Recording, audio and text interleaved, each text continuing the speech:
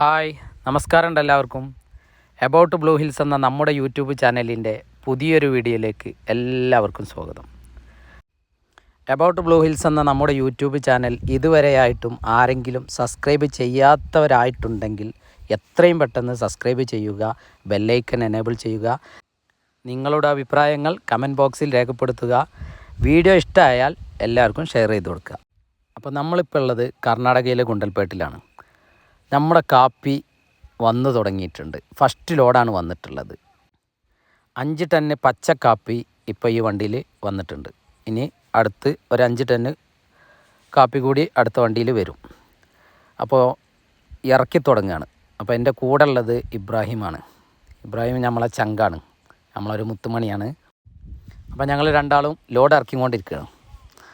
ഞങ്ങളിനി ഏറെക്കുറെ ഒരു മാസക്കാലം ഈ ഗുണ്ടൽപേട്ടിലുണ്ടാവും.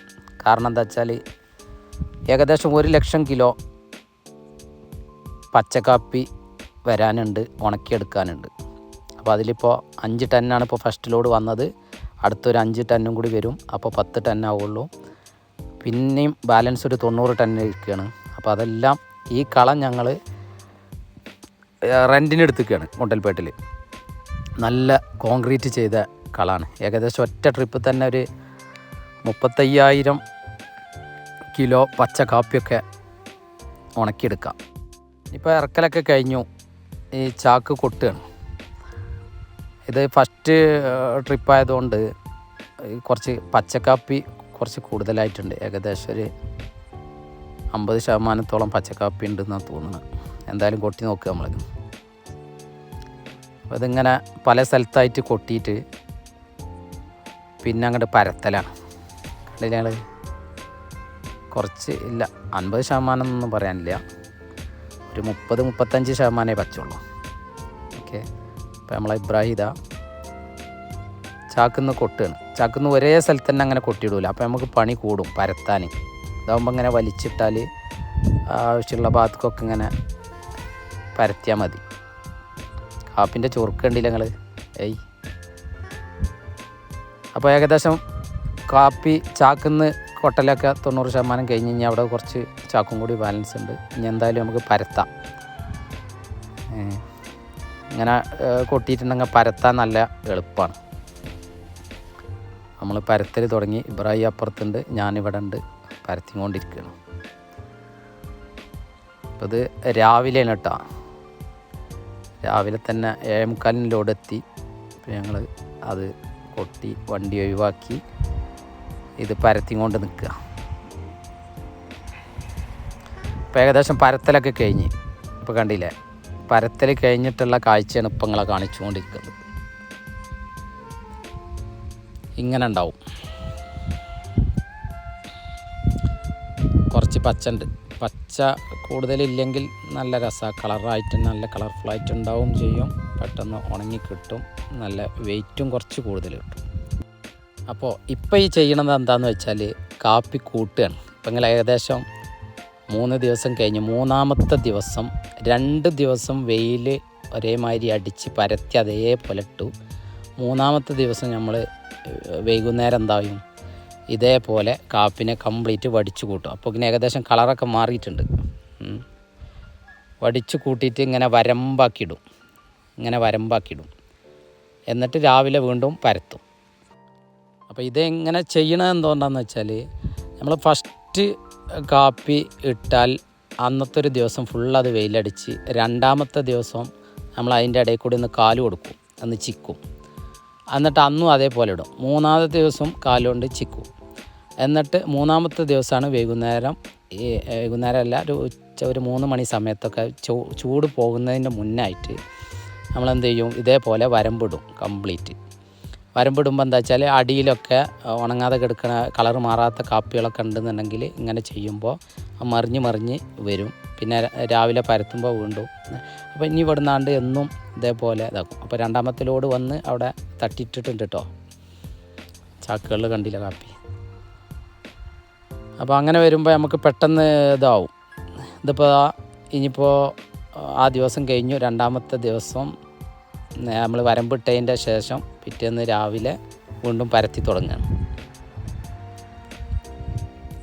അപ്പോൾ ഇങ്ങനെ ആകുമ്പോൾ എന്താണെന്ന് വെച്ചിട്ടുണ്ടെങ്കിൽ പെട്ടെന്ന് പിന്നെ ഈ ഗുണ്ടൽപേട്ട ഞങ്ങൾ തിരഞ്ഞെടുക്കാൻ കാരണം എന്താ വെച്ചാൽ ഇവിടെ നല്ല ചൂടുള്ള വെയിലാണ്, നല്ല ചൂടാണ്. നമ്മളെ നീലഗിരിയിൽ ഗൂഡല്ലൂർ ഭാഗത്ത് ഇടയ്ക്ക് മഴൻ്റെ പ്രശ്നങ്ങളും കാര്യങ്ങളൊക്കെ ഉണ്ടാകും. ഇവിടെ പിന്നെ ആകെ പേടിയൊന്നുമില്ല, അതുകൊണ്ടാണ് ഇവിടെ തിരഞ്ഞെടുത്തത്.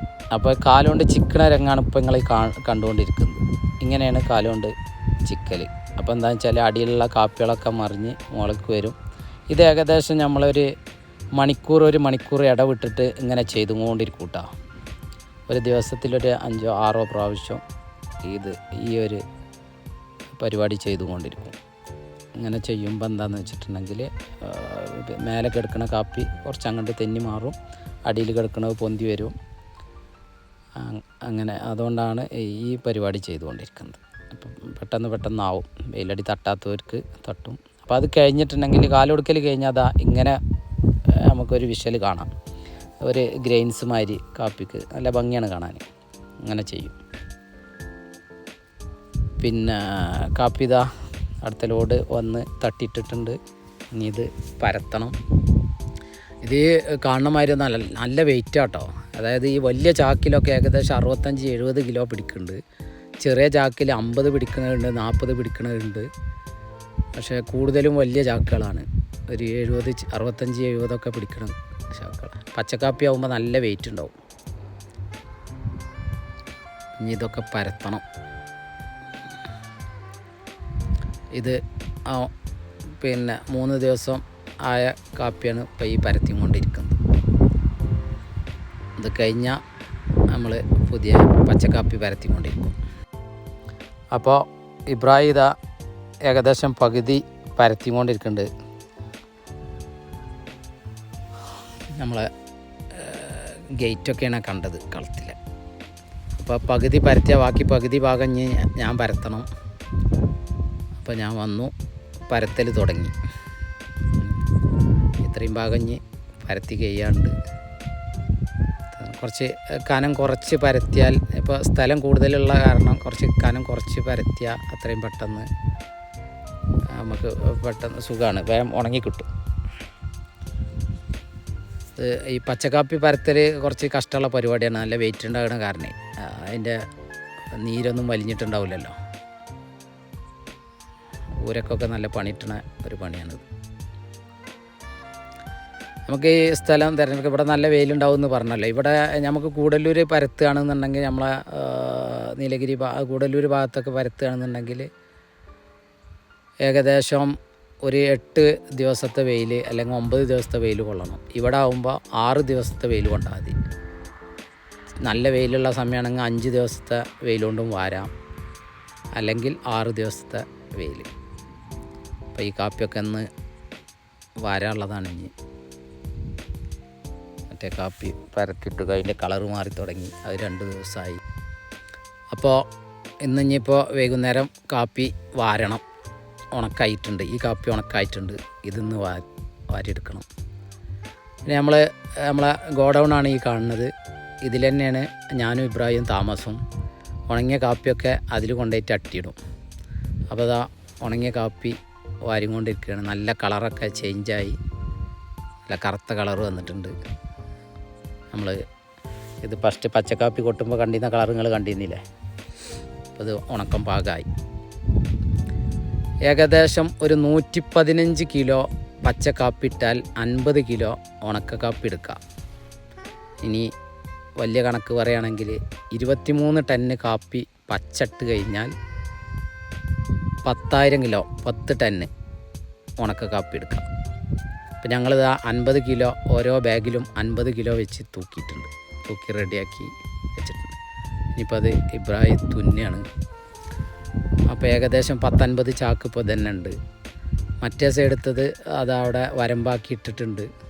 അത് 2ാമത്തെ ദിവസം അത് വാരും. ഇബ്രാഹിം ചാക്കാക്കുകയാണ്. അപ്പോൾ ഞാനും ഓനും കൂടിയുള്ള കരാർ എങ്ങനെയാണെന്ന് ചോദിച്ചിട്ടുണ്ടെങ്കിൽ 50 ചാക്ക് ഉണ്ടെങ്കിൽ 25 ചാക്ക് ഞാനും ഏറ്റണം, 25 ചാക്ക് ഇബ്രാഹിം ഏറ്റു. അപ്പോൾ ആ ഒരു കണ്ടീഷനിലാണ് ഞങ്ങളെ പണികളൊക്കെ നടന്നു പോണത്. കണ്ടോ, 2.5 ഏക്കറോളം സ്ഥലമുണ്ട് ഇത്. പക്ഷെ അതിൽ കോൺക്രീറ്റ് ഇട്ട സ്ഥലം കുറച്ച് ഭാഗമുള്ളൂ. അപ്പോൾ ഞാൻ ഏറ്റാൻ തുടങ്ങി. ഫസ്റ്റത്തെ ഞാൻ കുഴങ്ങുമ്പോൾ അവനേറ്റും, പിന്നെ ഞാനേറ്റും, അങ്ങനെയാണ്. 50 കിലോ ബാഗാണ്. അപ്പോൾ ഏറ്റുമ്പോൾ നടത്തത്തിനൊരു ചെറിയ പ്രയാസം തോന്നുന്നുണ്ടാവും നിങ്ങൾക്ക്. അത് ഒന്നുമല്ല, കാലിന് ഒരു ആക്സിഡൻറ്റ് സംഭവിച്ചിട്ട് ഇപ്പോൾ 3 വർഷമായി. ഏകദേശം 12 കമ്പി കാലിൻ്റെ ഉള്ളിലുണ്ട്, റിമൂവ് ചെയ്തിട്ടില്ല ഇതുവരെ. അപ്പോൾ അതിൻ്റെ ഒരു പ്രയാസം നടത്തത്തിൽ നിങ്ങൾക്ക് കാണാൻ കഴിയുന്നുണ്ടാവും എന്ന് തോന്നുന്നു. അങ്ങനെ ഓരോ ചാക്കും ഗോഡൗണിൻ്റെ ഉള്ളിൽ കൊണ്ടുപോയിട്ട് അട്ടിയിടണം. അതിൻ്റെ ഉള്ളിൽ തന്നെയാണ് ഞങ്ങൾ ഭക്ഷണം വെക്കലും പിന്നെ കിടന്നുറങ്ങലൊക്കെ അതിൻ്റെ ഉള്ളിൽ തന്നെയാണ്. പിന്നെ ഇപ്പോൾ പ്രയാസം തോന്നിയിട്ടൊന്നും കാര്യമില്ല. ഓരോരോ ചാക്ക് ഏറ്റുമ്പോഴും നമുക്ക് പ്രയാസമൊക്കെ ഉണ്ടാവും. പക്ഷേ നമ്മളെ കുട്ടികൾക്ക് തിന്നാൻ കൊടുക്കാനുള്ളതാണല്ലോ, അങ്ങനെയൊക്കെ നയിച്ചാലല്ലേ നമ്മളെ കുട്ടികൾക്ക് തിന്നാൻ കൊടുക്കുക. ആ ഒരു വിചാരം നമ്മളെ മനസ്സിൽ ഓരോ ചാക്കെടുത്ത് പോകുമ്പോഴും ഉണ്ടാവുമ്പോൾ പിന്നെ ആ ചാക്കൊന്നും വെയിറ്റൊന്നും ഒരു വിഷയമാവില്ല. അങ്ങനല്ലേ അല്ലേ? അങ്ങനെ വിചാരിച്ചാൽ മതി. അപ്പോൾ ഏത് പണിയും വളരെ ഈസിയാവും. അപ്പോൾ ഏറെക്കുറെ ഈ വീഡിയോ ഇവിടെ അവസാനിച്ചു. വീഡിയോ ഇഷ്ടമായാൽ ലൈക്ക് ചെയ്യുക, ഷെയർ ചെയ്യുക. Okay, by.